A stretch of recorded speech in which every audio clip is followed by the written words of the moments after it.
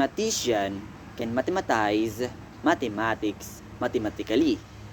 So if a mathematician can mathematize mathematics mathematically, why cannot I mathematize mathematics mathematically like a mathematician who mathematize mathematics mathematically?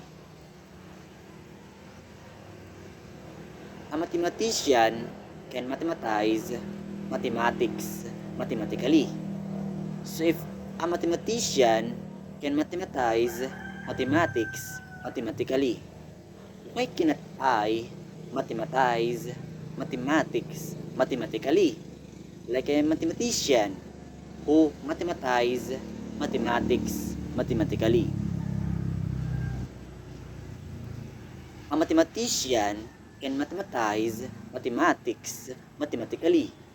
So if a mathematician can mathematize mathematics mathematically, why cannot I mathematize mathematics mathematically like a mathematician who mathematize mathematics mathematically?